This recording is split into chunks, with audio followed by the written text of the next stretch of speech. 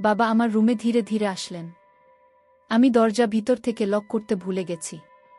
আমি ঘুমিয়েছিলাম। বাবা আস্তে করে আমার বিছানায় বসল।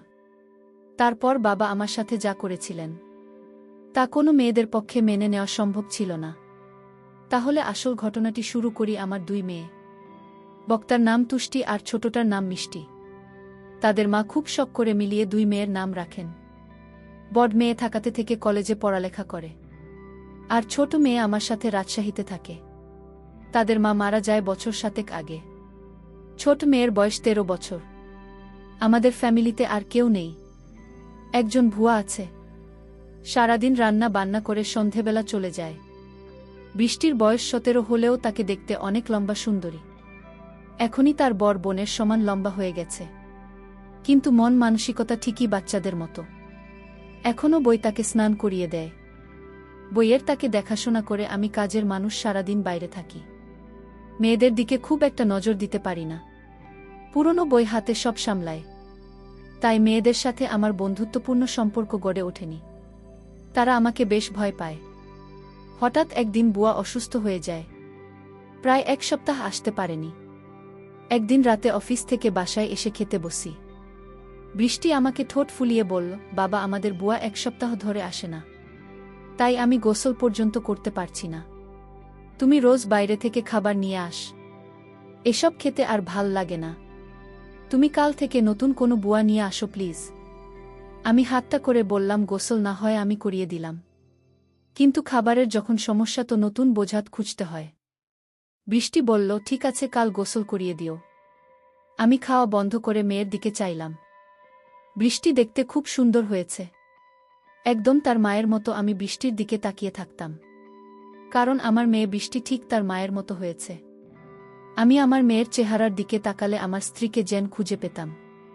আমি ভাবতে লাগলাম, মেয়েটি তো বড় হয়েছে, তারপরও এখনও বাচ্চাদের মতো আচরণ করে। তাকে গোসল না করিয়ে দিলে সে গোসল করবে না। আমি বাবা হয়ে মেয়ের দায়িত্ব নিতে।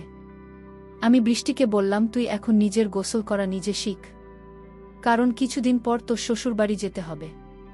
মেয়ে তখন বলল, বাবা আমি কোনোদিন শ্বশুরবাড়ি যাব না। আমি তোমার সাথে সারা জীবন থাকব। এই বাড়ি ছেড়ে আমি কোথাও যাব না। আমি আমার মেয়ের কথা শুনে অবাক হয়েছিলাম। এই মেয়েকে নিয়ে আমি কি যে করি। পরের দিন তাকে আমি গোসল করিয়ে দিলাম, নিজ হাতে তুলে ভাত খাইয়ে দিলাম। তারপর মেয়ে আমার শান্ত হল। আমি বললাম, যাও বৃষ্টি, এবার তোমার রুমে গিয়ে ঘুমিয়ে পড়ো। সে বায়না করে বলল, বাবা ঠিক আছে। বরাক ছাড়া আমি একা আমার রুমে ঘুমাতে ভয় করে। আমি তাকে সান্ত্বনা দিয়ে বলেছিলাম, শোন মা, কিছুদিন পর থেকে তুই আমার রুমে ঘুমাবি, ঠিক আছে? এখন নিজের রুমে গিয়ে ঘুমিয়ে পড়ো মা। তারপর মেয়ে যখন তার নিজের রুমে ঘুমাতে গেল, আমি গভীর রাতে আমি ধীরে ধীরে মেয়ের শোবার ঘরে গেলাম। গিয়ে দেখি সে টিভি দেখছে। আমি তাকে গিয়ে বললাম, না তুমি এখনো টিভি দেখছ? আমার মেয়েকে বললাম, মানে তোর মুখের দিকে তাকালে তোর মায়ের মুখটা আমার চোখের সামনে ভেসে ওঠে। আমার কথা শুনে সে খুব খুশি হল। আমি আমার মেয়ের দিকে তাকিয়ে রইলাম। আমি যেন আমার মেয়ের মাঝে আমার স্ত্রীকে খুঁজে পেলাম। আমি যখন এভাবে তাকিয়েছিলাম, সে কিছুটা অবাক হল। বল, তোমার কি হয়েছে বাবা? তুমি এভাবে আমার দিকে তাকিয়ে আছো কেন? আমি তোমার খুব আদরের মেয়ে, তাই না বাবা? আমি বললাম, হ্যাঁ মামনি, তুমি খুব আদরের মেয়ে আমার। আমার বাবা বলল, আমি তোমার সাথে আমার একটা কথা ছিল। কি কথা বাবা? মা, তুমি আমার কথা রাখবে না? আমার মেয়ে বলল, বাবা তুমি আমার জন্মদাতা, আর তোমার কথা কি আমি ফেলতে পারি? আমি তোমার সব কথা রাখবো। তোমার কথা না রাখলে যে আমার অমঙ্গল হবে। আমি ভাবতে লাগলাম কিভাবে কি করা যায়। হঠাৎ বুদ্ধি এলো মাথায়। আমি তাকে গম্ভীর হয়ে জিজ্ঞেস করলাম, কতদিন গোসল করি? সালামা, প্রায় 1 সপ্তাহ। তাই? আচ্ছা ঠিক আছে, চলো আমি তোমাকে আজ গোসল করিয়ে দিই। কাজের বুয়া আসবে কোনোদিন, আর তুমি এতদিন গোসল ছাড়া থাকবে। নাম গোসল না করলে ঘুম হবে না মামনি রাতে। তাই চলো আগে গোসল না করিয়ে দেই। তুমি আমার মেয়ে, আমি তোমার যত্ন না করলে লোকে মন্দ বলবে। তাছাড়া আমি তোমাকে এভাবে থাকতে দিতে পারি না। চলো আমি তোমাকে গোসল না করিয়ে দিই। এতদিন গোসল না করলে শরীর খারাপ হবে। মেয়ে বলল, এখন তো রাত, কাল সকালে করি আব্বু। আমি আমার মেয়ের কথা মেনে নিলাম। তবে মাকাল তো আমি কাজে চলে যাব, ফিরতে আবার রাত হবে। মেয়ে বলল, ঠিক আছে বাবা, তাহলে কাল রাতে তুমি গোসল করিয়ে দিও। যা বাবা, এখন গিয়ে ঘুমাও। আমিও ঘুমাব। ঠিক আছে মা, তাহলে তুমি ঘুমিয়ে পড়। আমি ঘুমাতে গেলাম। পরের দিন সকালে উঠে আমি আমার মেয়েকে বললাম, মা আজ বাড়িতে কেউ নেই, তাই বাড়িটা একদম খালি পড়ে থাকবে। তোমার আজ আর স্কুলে যেতে হবে না, কাল স্কুলে যেও। আমি বাবার কথা শুনে খুব খুশি হলাম, কারণ আজ সারাদিন টিভি দেখতে পারব। সেদিন আমি সারাদিন ঘরে বসে টিভি দেখছিলাম, বড় আপুর সাথে ফোনে কথা বলেছিলাম। সন্ধ্যা ঘনিয়ে আসছে, বাবা এখনো বাড়িতে ফিরছে না। আমি বাবার জন্য অপেক্ষা করতে লাগলাম, কিন্তু বাবা প্রায় রাত 10টার দিকে বাড়িতে ফিরল। আমি বাবাকে জিজ্ঞেস করলাম, বাবা এত দেরি হল কেন? আমি তোমার জন্য সেই কখন থেকে অপেক্ষা করছি, তোমার কোনো খবর নেই। বাবা বলল, মা আমি একটা ঝামেলায় পড়ে গিয়েছিলাম, তাই আসতে একটু দেরি হয়ে গিয়েছে। এখন চলো মা, গোসল করিয়ে দিই। মেয়েটা বলল, বাবা আমি আজ গোসল না করলে হয় না, খুব শীত লাগছে। আমি মেয়েকে বললাম, মা আজ তোমার গোসল করতে হবে, নইলে তোমার শরীরে অসুখ হয়ে যাবে, শরীরে সর্দি জ্বর আসতে পারে। আমি বাবার কথা শুনে বললাম, ঠিক আছে বাবা, চলো আমি গোল করব। আমি তাকে বাথরুমে নিয়ে গেলাম, তারপর আমার ছোট্ট মেয়েটাকে গোসল করিয়ে দিলাম।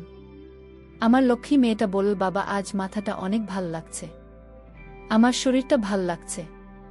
আমি বললাম, গোসল হচ্ছে আল্লাহর নেয়ামত, গোসল না করলে শরীর ভাল লাগে না, রাতে ঘুম হয় না। আজ তোর অনেক ভালো ঘুম হবে। তারপর রাতের খাবার খেয়ে যখন আমি ঘুমাতে গেলাম, আমার মেয়ে বলল, বাবা আজ তুমি আমার রুমে ঘুমাবে, কারণ এই রুমে আমি একা একা থাকতে ভয় লাগে। আগে তো আপু আর আমি একসাথে থাকে। আমি আমার মেয়ের কথা শুনে বললাম, ঠিক আছে, তুমি আমার রুমে চলে আসো। আমি আর আমার মেয়ে গল্প করতে শুরু করলাম। আমার মেয়ে আমায় জিজ্ঞেস করল, বাবা তুমি মায়ের অভাব বোধ করছো? হ্যাঁ মা, তোর মা তুই অনেক ছোট থাকতেই মারা গিয়েছিল। আমি তোদের কথা চিন্তা করে আমি আর কোনো বিয়ে করিনি, কারণ সৎ মা বাড়িতে নিয়ে আসলে আরও যন্ত্রণা বাড়বে, তাই এইসব ভেবে আর বিয়ে করিনি, কারণ তাদের মুখের দিকে তাকিয়ে আমি সারাটা জীবন কাটিয়ে দিব। বাবার কথা শুনে আমার কান্না চলে আসছিল। আমার বাবা তার নিজস্ব খোঁজেননি, আমাদের সুখের সারা জীবন এভাবেই কাটিয়ে দিল। আসলে এরকম বাবা হয় না এই জুটি, কিন্তু আমি যে ভাবনাটা ভেবেছিলাম সেটা আমিই ভুল ভেবেছিলাম। জানি না সেটা ভুল না সঠিক। আমি পরদিন রাতে বাবার রুমে থাকতে চাইনি, কারণ রাতে বাবা নাক ডাকে এটাও সমস্যা ছিল না। আমি বাবাকে পাশে রেখে মোবাইল দেখতে পারি না, আর সেই জন্য সিদ্ধান্ত নিলাম, আজ থেকে আমি আমার রুমে একা ঘুমাব। আমি পরদিন বাবাকে বললাম, বাবা আজ আমি একা একা আমার ঘুমাব। আর সেদিনই ঘটল আসল ঘটনা। আমি রাতে আমার রুমে যখন ঘুমাতে গেলাম, তখন বাবা আমায় ডাক দিয়ে বললেন, তুমি তোমার রুমে একা ঘুমাতে ভয় পাবে না? মেয়ে আমার বলল, না বাবা, আমি তো দিন দিন বড় হচ্ছি, আর এখন আমার একা একা রুমে ঘুমাতে ভয় করে না। বাবা তুমি ঘুমিয়ে পড়ো। কিন্তু আমার চোখে কোনো ঘুম নেই। আজ 15 বছর ধরে আমি একা। আমার স্ত্রী একটা রোড অ্যাক্সিডেন্টে মারা যায়। আমার স্ত্রী দেখতে অনেক সুন্দরী ছিল। আমার তো মন চায় অনেক কিছু করার। যাই হোক, আমার চোখে ঘুম আসছিল। ঘড়ির কাঁটার দিকে তাকিয়ে দেখি রাত প্রায় 1টা বাজে। আমি আস্তে করে আমার মেয়ের রুমের দরজার কাছে গেলাম। দরজা ধাক্কা দিতেই খুলে গেল। আমার মেয়ে হয়তো দরজাটা ভিতর থেকে লক করতে ভুলে গেছে। আমার আর কষ্ট হলো না। আমি রুমের ভিতরে ঢুকলাম। আমার মেয়ের দিকে তাকিয়ে দেখি কত শান্তির ঘুমাতে। মনে হচ্ছে নিষ্পাপ একটা মেয়ে, তাকে ড্রিমলাইটের আলোতে অনেক সুন্দর দেখা যাচ্ছিল, ঠিক তার মায়ের মতো। আমার কাছে মনে হলো এটাই বুঝি আমার স্ত্রী। আমার নিজের মেয়েটাকে দেখে আমার অন্যরকম অনুভূতির সৃষ্টি হলো। আমি ধীরে ধীরে মেয়ের বিছানার পাশে গিয়ে বসলাম। এক নজর তার দিকে তাকালাম। আমার অনেক ভয় করছিল, যদি আমার মেয়ে এখন জেগে যায়, তখন কিভাবে? আমি ভুলে গিয়েছিলাম এটা আমার মেয়ে শুয়ে আছে। এটা আমার জন্য একটা বড় সুযোগ। এসব ভাবতে ভাবতে হঠাৎ আমার মেয়ে জেগে উঠল। যে আমায় দেখে চমকে উঠল আর বলতে লাগল, বাবা এত রাতে তুমি কি করছো? আমি বললাম, কেন, আমি কি তোমার রুমে আসতে পারি না? কিন্তু বাবা, আমি তো দরজা লক করে ঘুমাচ্ছিলাম। তুমি রুমের ভিতরে ঢুকলে কি করে? আমি বললাম, মা তুই ঘুমানোর আগে দরজা লক করতে ভুলে গিয়েছিলি, আর তাই তো রুমে আসতে পারলাম। বাবা তুমি ইদানিং কেমন জানি হয়ে গেছে। যাও তোমার রুমে গিয়ে ঘুমাও, যখন তখন আমার রুমে ঘরে চলে আসো। পরদিন সকালে আমি আমার মেয়েকে বললাম, মা গোসল করবে না? আমি চলে গেলে কে তোরে গোসল করাবেন? মেয়ে তখন বলল, বাবা আজ থেকে তোমার আর কষ্ট করতে হবে না। আমি নিজে গোসল করতে পারবো। আমি আমার মেয়ের কথা শুনে ভাবলাম মেয়ে কি আমার মনের কথা জেনে গেছে, আরেক মনে ভাবলাম সে আমার মনের খবর কি করে জানবে। আমি রাতে বাড়িতে ফিরলাম। ফিরে দেখি মেয়ে ঘরে বসে টিভি দেখছে। আমি আমার মেয়েকে জিজ্ঞেস করলাম, বৃষ্টি আজ তুই আমার রুমে ঘুমাবি? কারণ আমার শরীরটা ভালো না। আমি বাবার বাহানা কিছুটা বুঝতে পারছি। কারণ বাবার ইদানিং মনের ভিতর খারাপ কিছু চলছে। আমার বাবাকে সন্দেহ সৃষ্টি হল। আমি সিদ্ধান্ত নিলাম আমি আর বাবা রুমে ঘুমাব না। বাবা ইদানিং পাগলের মতো হয়ে গেছে। আমি আজ আমার রুমে ঘুমাতে গেলাম। রাতের শরীরটা ক্লান্ত ছিল, তাই আজ সকাল সকাল ঘুমিয়ে পড়েছিলাম। রাত যখন গভীর হলো আমি অনুভব করলাম আমার রুমে কে যেন প্রবেশ করছে।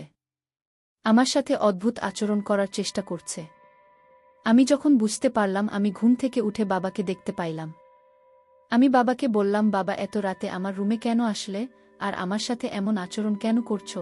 বাবা তুমি ভুলে গেছো আমি তোমার মেয়ে। তুমি এখনই রুম থেকে বাহির হয়ে যাও।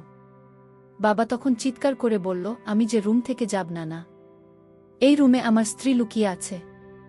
বের করে দাও আমার স্ত্রীকে। বাবার কথা শুনে আমি অবাক হয়ে গেলাম। আসো পুজো তো। বাবা এসব কি বলছে? বাবা আমি তোমার আদরের মেয়ে, তুমি এসব কি বলছো? বাবা তুমি যদি আমার সাথে খারাপ আচরণ করো তাহলে আমি ভুলে যাব তুমি আমার বাবা।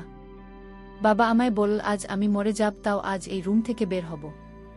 বাবার এমন কথা শুনে আমি বাবাকে একটা ধাক্কা মেরে ফেলে দিলাম। বাবা তখন অজ্ঞান হয়ে লুটিয়ে পড়ল। আমি তাড়াতাড়ি বড়বাবুকে ফোন দিলাম। বড় আপু আর আমি বাবাকে হাসপাতালে নিয়ে গেলাম।